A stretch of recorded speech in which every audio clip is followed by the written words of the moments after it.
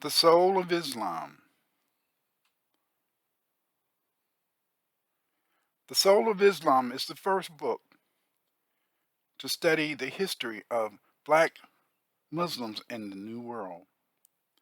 It all began in 1977 when I wrote an article and published it in Al-Ittihad.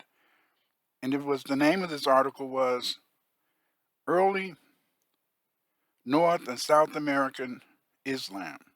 This book was very important because it was in this book that I began to tell the story of those great Muslims that lived in America. Those Muslims that lived in the slave huts of Trinidad and Tobago, Jamaica, North Carolina, South Carolina. Yes, yes, that's what I did. The Soul of Islam is the history of Sunni Islam in the Americas. It is a new original book that provides the history of Islam among the people of African descent in the New World.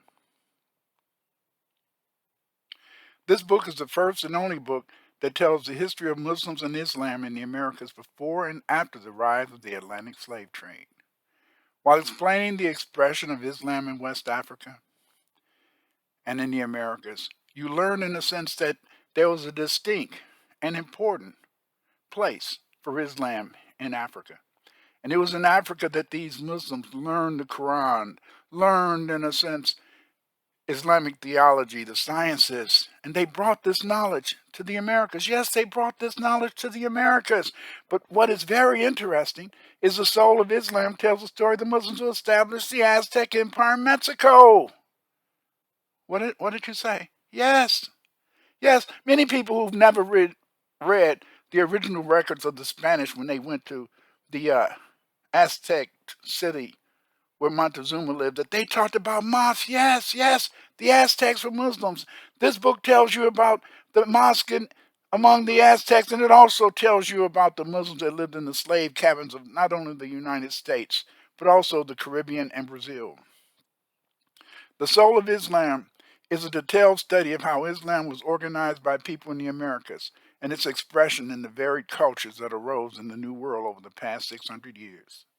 We learn from the Soul of Islam about the former members of the Third West India Regiment, who dominated the Muslims in the West Indies, and the Malay, who also almost established an Islamic state in Bahia, Brazil. Yes, yes, yes, yes. In 1835, the Malay Muslims in Brazil almost established their own Islamic empire.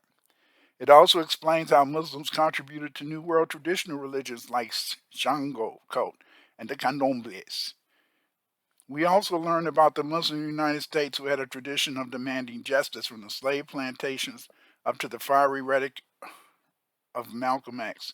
In addition, you will learn about the varied Islamic movements across the Americas and how they impacted the culture of the varied Afro American populations established in the world. Yes, yes, yes, you must buy The Soul of Islam, the history of Sunni Islam in the Americas, because it's in the soul of Islam that you will learn the truth. It's in the soul of Islam that you will learn the history that's been hidden from us. It's in the soul of Islam, the history of Sunni Islam in the Americas, that we finally hear the case study. We finally hear the original civilization. We finally hear the words of those great Muslims who came to the Americas and led jihads to free us. By the Soul of Islam, the history of Sunni Islam in the Americas.